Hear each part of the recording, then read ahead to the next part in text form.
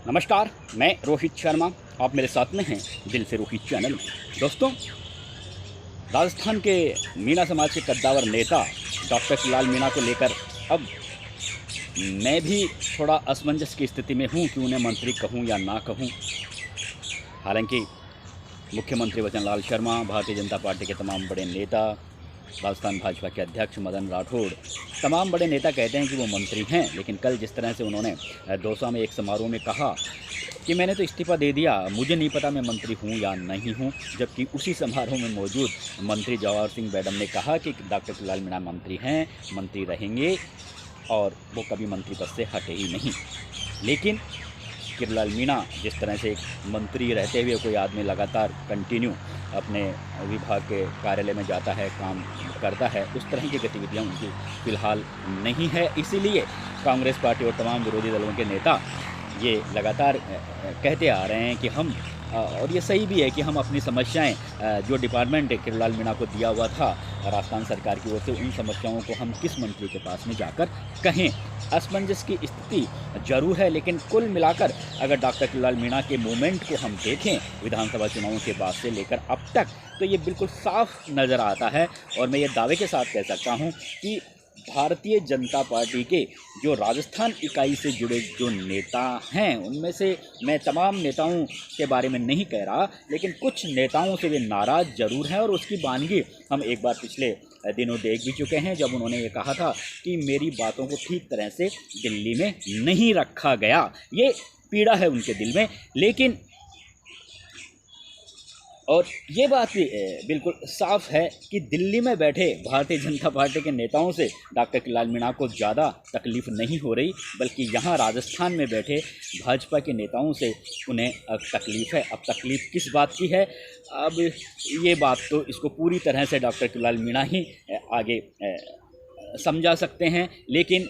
ये इतना ज़रूर है कि जो उनके समर्थक हैं उन्हें इस बात की तकलीफ़ ज़रूर है कि पिछले 5 साल में गहलोत सरकार के खिलाफ जिस तरह से हर रोज़ बराबर सड़कों पर उतरे डॉक्टर शिवलाल मीणा, तो उस हिसाब से उन्हें सम्मान नहीं मिला। अब विधानसभा चुनाव बिल्कुल नज़दीक हैं और जिस तरह से डॉक्टर शिवलाल मीणा को लेकर असमंजस की स्थिति बनी हुई है, तो निश्चित रूप से कांग्रेस पार्टी तो हमलावर होगी ही। लेकिन दोस्तों, एक बात और साफ निकल कर आ रही है डॉक्टर शिवलाल मीणा के मूवमेंट से, और मैं भी ये दावे के साथ कह सकता हूँ कि भले ही भारतीय जनता पार्टी से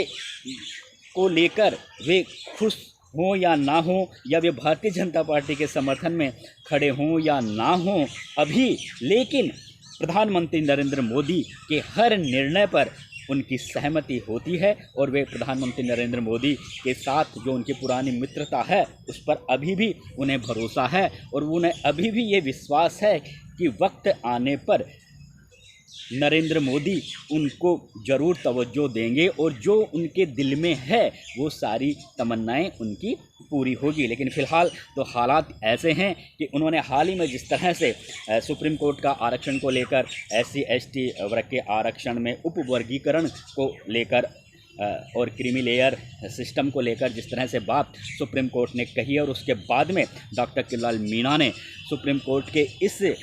आदेश पर अपनी सहमति प्रकट करते हुए अपने विचार व्यक्त किए। उसके बाद में कहा जा रहा है, और ये अक्सर मीणा समाज के लोगों से सुना भी जा रहा है कि डॉक्टर शिवलाल मीणा के प्रति मीणा समाज में जिस तरह की लोकप्रियता पहली बनी हुई थी, उसमें थोड़ी गिरावट जरूर आई है और वो अपने ही समाज में अनदेखी का शिकार होते जा रहे हैं। विधानसभा चुनाव बिल्कुल नज़दीक है और देखा जाए तो लोकसभा चुनाव में उन्होंने अपने भाई के लिए दौसा से लोकसभा का टिकट भाजपा से मांगा था, नहीं मिला। कई दिनों तक रार आपस में चलती रही,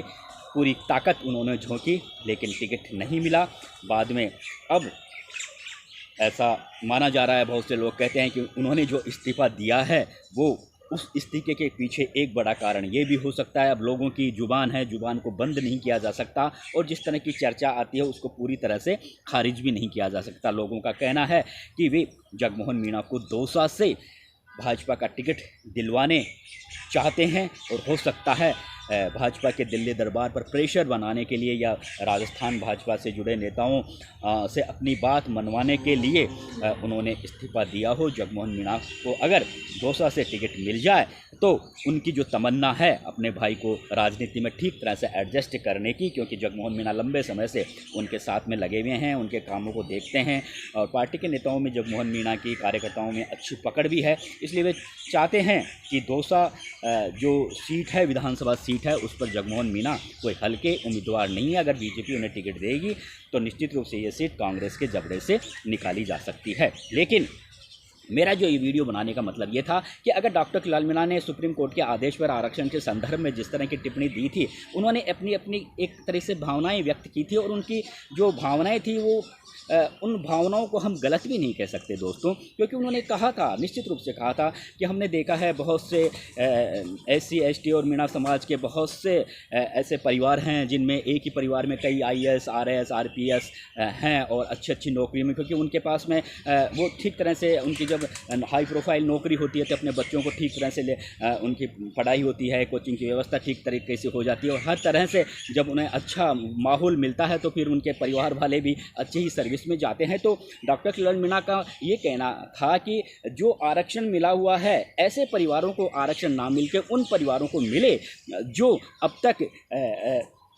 इस आरक्षण का लाभ ठीक तरह से नहीं उठा पाए हैं, क्योंकि बहुत से गरीब परिवार हैं SC ST में भी जो अपने बच्चों को ठीक तरह से नहीं पढ़ा पाते। दूसरी ओर जो हाई प्रोफाइल नौकरी में है SC ST के वर्ग के समूह में, वो अच्छे अपने बच्चों को सारी तमाम तरह की अच्छी सुख सुविधाएं और अच्छे माहौल उपलब्ध करवाते हैं, जिसकी वजह से वे कॉम्पिटिशन एग्जाम फाइट भी कर लेते हैं। तो अगर उन्होंने उस तरह की बात कही है कि अगर ज़रूरतमंद लोगों को अगर आरक्षण का लाभ मिल जाए तो इसमें गलत क्या है, उन्होंने अपनी भावनाएँ व्यक्त की थी। हालांकि प्रधानमंत्री नरेंद्र मोदी ने भी क्रीमी लेयर को सिस्टम को लेकर अभी फ़िलहाल कह दिया है कि नहीं, अभी लागू नहीं किया जा रहा। और दूसरी बात, सुप्रीम कोर्ट ने सिर्फ अपनी भावनाएं व्यक्त की थी और ये कहा था कि इस तरह की व्यवस्थाएं राज्य सरकार लागू कर सकती है। SC ST वर्ग के आरक्षण में उपवर्गीकरण बनाकर ज़रूरतमंदों को वो चाहे तो आरक्षण दे सकती है। इसमें कोई भारत सरकार का या केंद्र सरकार का कोई लेना देना नहीं है, लेकिन जो इसका विरोध कर रहे हैं इस तरह की सुप्रीम कोर्ट के आदेश का, उन्हें ऐसा लगता है कि ये इसके पीछे मोदी सरकार की एक रणनीति है और धीरे धीरे इस तरह की व्यवस्थाएं लागू करके हो सकता है एक दिन ऐसा भी आ जाए जब आरक्षण को पूरी तरह से बंद कर दे। यही पीड़ा उन्हें सता रही है। लेकिन और इसी बात को लेकर मुरलाल मीणा की भी यही पीड़ा है और डॉक्टर किलाल मीणा ने अपनी बात कह दी। अब विधानसभा बिल्कुल नज़दीक है, लेकिन डॉक्टर किलाल मीणा ने जो ये बात कही है उसको लेकर उन्हीं के समाज का एक वर्ग उनके इस बयान से सहमत नहीं है। इसलिए